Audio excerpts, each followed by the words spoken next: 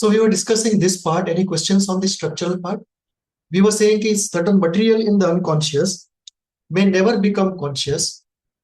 It can be generated and right at generation repressed in the unconscious by the action of superego or ego.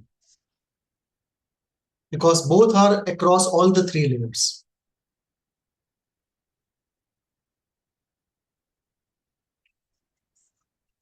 Now we come to the first core Jungian idea of model of the mind. So this is Jung's model of the mind, which is radically different from Freud's. You can see the difference between the two. This is Freud's, this is Jung's. What are the obvious differences? First, in Jung, in the center, there is the self, which you don't find in the Freudian model of the mind. In Freud's model of the mind, there's nothing called the self. Then outside the self is the space which is called the collective unconscious, which is also not there in the Freudian model.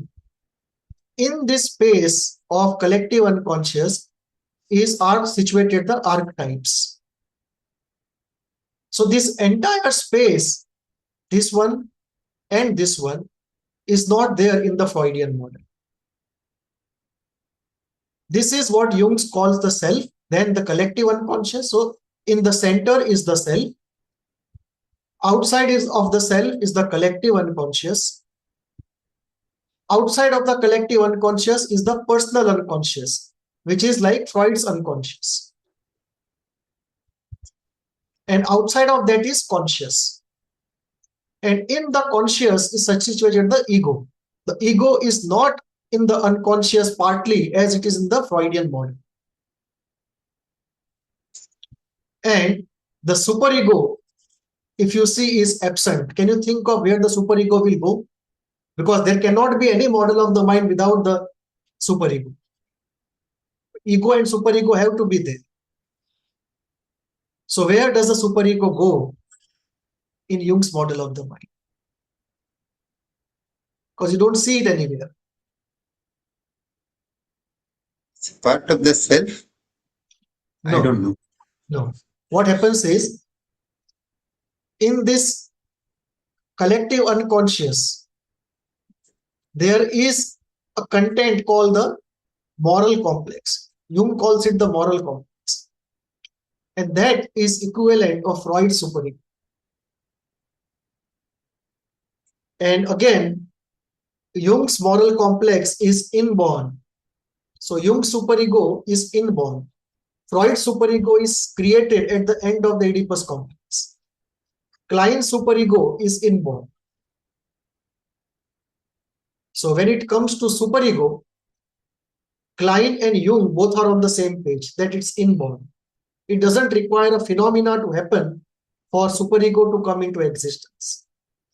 But Freud is very clear that the superego, Freud calls superego the hair of the Oedipus complex. That the resolution of the Oedipus complex leaves behind it the superego. And the superego is then retrospective.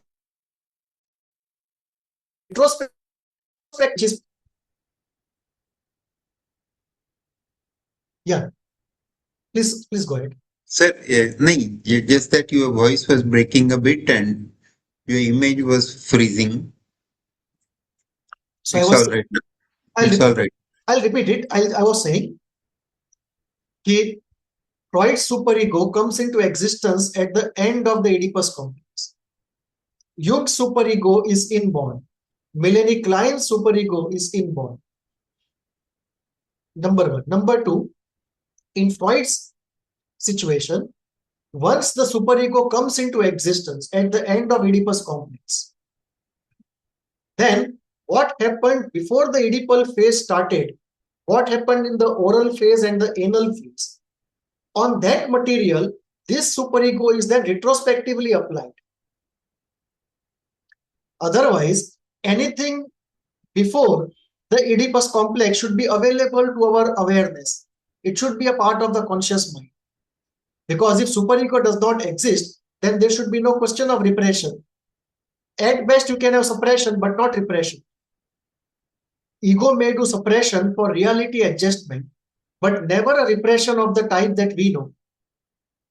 Or even if there is a repression, it will be only out of the pleasure principle, never out of a moral concern. So then how do you account for the moral repression that you see in the pre-Oedipal period? And there Freud uses this idea that once it is formed, it is introspectively applied. So this is Jung's model of the mind. We'll go into it element by element. Can I ask a question, please? Yeah, go ahead. You just mentioned the application retrospectively during the anal and the oral phase. Can you please speak a little bit more about that? That in the Freudian framework, what does it mean to apply this retrospectively? And how does it manifest in the behavior? Let us say in the anal phase where sadism and masochism flare up, one has sadistic fantasy related to a parent. Because the parents are trying to toilet train, they are dominating to you. They are not allowing your id to operate unchecked. They are bringing in an element of reality. So, if a child has a sadistic fantasy towards the parent, there are two ways of repressing that fantasy. One is using the ego. You repress it just out of adaptation because you are dependent upon the parents. And abandonment to a child means death. So in order for survival, you will not allow your sadism to come out. That is one way of repressing it. Second way of repressing it is morally wrong. Now let us say we come across some person who says that I remember that this fantasy I had when I was of this age, and somehow I was able to forget it for many years, but now I realize it is extremely immoral. He does not talk of adaptation as an adult because that has long gone in his growth. So now what he's talking about is he is referring to a sadistic fantasy toward a parent of the anal period, and is talking about morality. That I feel very wrong that I feel guilty that I have such fantasies about my parents. Now, at present, the ego purpose is no longer there. The survival is no longer there. Even if he gets angry at his parents and they throw him out, he can survive on his own. Yet he feels guilty. He's not feeling anxious that they will throw him out. He is feeling guilty, which means there is guilt related to material of the anal stage, which definitionally speaking should not happen unless the ego is retrospectively applied. Sorry, the superego is retrospectively applied. So all the difficult fantasies of the oral and anal period where one has some element of guilt or shame, we see superego action. Then we definitionally have to conclude that it's a retrospective application of the superego. Okay. And you were saying that even Klein believes that the superego is inborn, it's innate. Correct. And is, according to the Jungian and Kleinian framework, do they link it more as an instinct? Or is it an interpersonal learned experience via the maternal or the caretaking experience? No, it is instinctual. Because according to Klein, the aggressive attacks in fantasy on the breast, which happen even before the child knows that the breast is part of the mother, a person, and he is actually relating only to a part object, the breast. Even at that level, when the attacks happen in fantasy, then Klein says that when the child knows that the good and the bad breast are one, and actually it's the presence and absence and not really good and bad, then the child starts being good to the good breast and does something which is an act of reparation. And the act of reparation, according to Klein, is one of the earliest acts of creativity. And they come out of guilt. Because reparation, in a way, presupposes guilt. Got it. Thank you so much.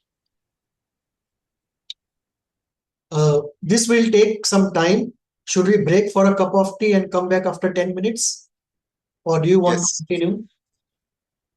Yes, sir. We'll take a break for 10 minutes. Okay. We take Combine. a break for 10 minutes and we reassemble at 4:10. It's around Yes. 4:10 we reassemble. Yes, sir.